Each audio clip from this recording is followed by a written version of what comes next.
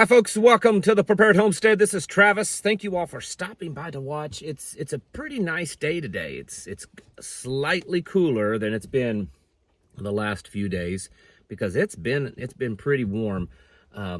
Good breeze going today, so that makes it feel better. But boy, this weekend it's supposed to be pretty hot. Got a couple of announcements. One is our local meeting for those of you that like to come, those of you that are interested, is the 30th of this month. 30th of this month, same time, same place, 30th of this month. If you've never been and you'd like to come, go ahead and shoot me an email and I'll get back with you. For the rest of you that's ever been before, again, same time, same place, 30th of this month. Also, and I'm just saying this so that no one freaks out, I'm going to try to take a few days off from making videos next week. I've never done that before, other than on Sabbaths and, holy days and stuff, feast days. But I've never taken several days off since I've started doing this. And we have nothing planned. There's nothing special going on, not going anywhere, mostly just going to try to get caught up on some things. So if all works out like I planned, probably like Sunday through Tuesday, maybe Wednesday, something like that. I've got to take some time off.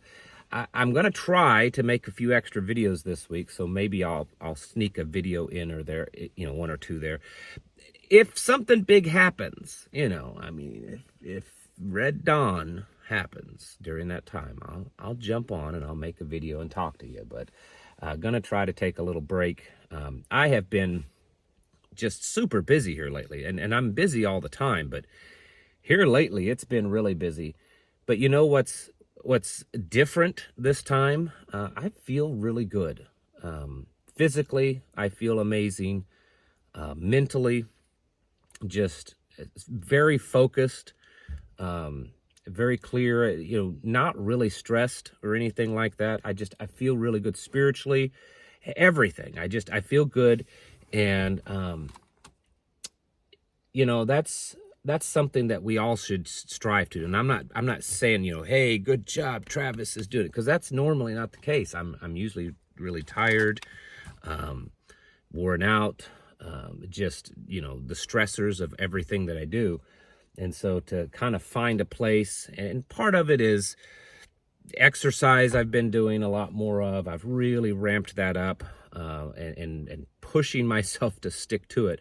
You get busy and you tell yourself and you make excuses not to do it that day. And so I've been pushing myself. I'm changed my diet a little bit, taking some different supplements, that kind of stuff. So that's probably a big part of it. And just a lot of the things that we have been doing here for the last 3 or 4 years. When we started 3 or 4 years ago, myself, my wife, maybe a few others, we kind of had a vision of where we wanted to take all this locally, between the preparedness and homestead stuff and just the general community around us. And a lot of it's starting to kind of come together. And then that's energetic. And that doesn't mean everything's perfect, because usually nothing is. But I think that has a lot to do with it. And there's been so many ups and downs, and there's always something negative, right? That's just how it is in life. There's always something that tries to bring you down. There's always some drama that someone's trying to stir up. There's always something, and we need to be focused. And that really, I think, is where we need to be in general right now, anyways. There's so many things going on. You could call it drama. I mean, all the stuff going on in this country and around the world. It's chaos. It's drama. It's confusion. And it brings about panic and fear and stress and all these things and then we push ourselves, right? We're pushing ourselves in every direction to get a little bit better prepared for whatever's going on. And I think part of the overall plan, the PSYOP, whatever, is to wear us down. I've talked about that many times. And wear us down in different ways. You know, you look at our diet, you look at the average American diet, and yes, part of it, of the bad of the diet, is just because of, you know, lack of discipline and all that. But a lot of it is because the American people at some point in the past started just trusting that if the government put their stamp of approval on this food, then that must mean it's good, it's okay. And people were just eating, and still are eating, absolute garbage. I mean, things that aren't even food. They're not even safe to eat. They're deadly chemicals, some of these things. But because the government tells us that it's okay, we eat it, and it's wearing our bodies down. The stressors, the turmoil that's going on in just our society today. The hate, I talked about that yesterday. The amount of hate that's just being spread in this world, and the disruption to what would be considered the status quo, and the destruction to basically everything that's pure and holy, you know, biblical, family, strong values, you know, anything that even resembles godly principles are being attacked left and right. And, you know, my wife and I, we were talking a little bit on this subject recently, and we were talking about how, and some of you are going to know what I'm talking about, that those of you that's been awake for a while, you know, you've been aware of where this world is going for a while. It used to be that Hollywood and the government and all this kind of stuff they would have to slip in evil, demonic, satanic, just grotesque stuff a little bit. They had to be kind of sneaky about it, right? And it was kind of the, you know, if you had eyes to see, you could see it, right?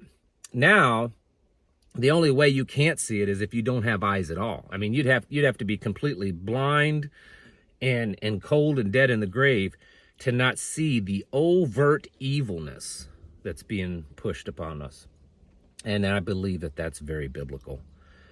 I've said so many times on this channel that if everything in our society was normal when it comes to the normal, you know, political stuff, the geopolitical relations between nations, if the economy was good, if the supply chain was good, and if all of these things were in a healthy state, but yet we were still in the same place that we are today when it comes to morality, I would still get on here every day and tell you that I firmly believe that we are entering into, or well into, that end time period.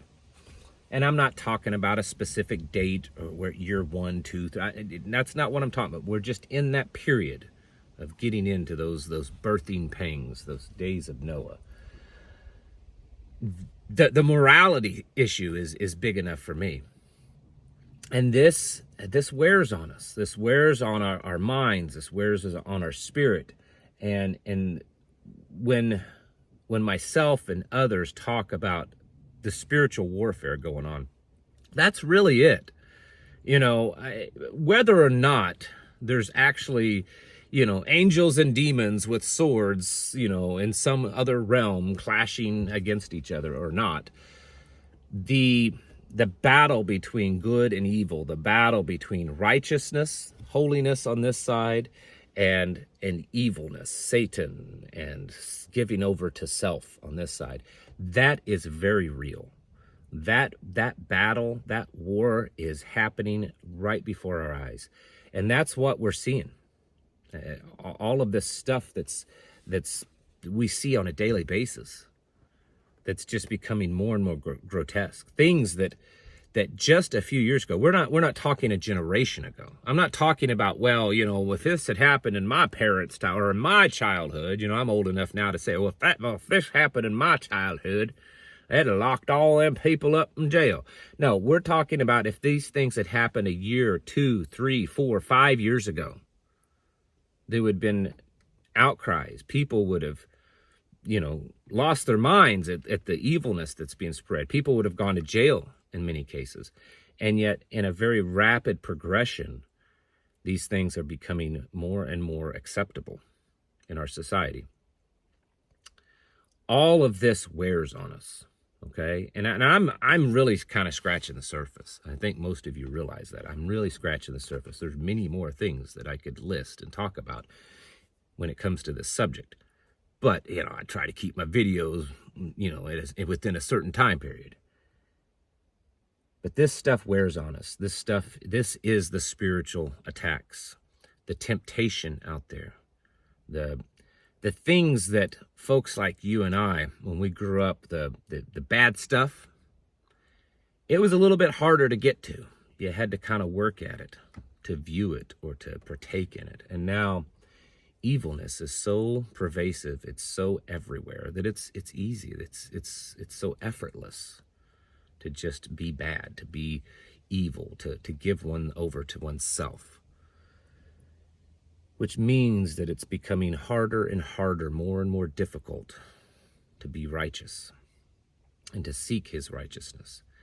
It's not because his righteousness has moved further away from us. It's because we as a people have moved further away from righteousness. And that's really, in my opinion, that's where the battle is with us, is to stay close to that and not move away and follow the currents and allow the tide to draw us out, but to stay close, to stay on that shoreline, to stay close to that rock. And that's difficult. It always has been, but it's becoming more and more difficult because the world is becoming a darker place. And we cannot allow, and I know this is easy to say, but we cannot allow this to bring us down. We have to fight harder to keep our spirits up. We have to fight harder to be positive, to express love and to express kindness, and to be the person that Yeshua, that Jesus showed us to be when he told us to go into the world and spread his light into the world. We have to work harder at it because there's more and more darkness.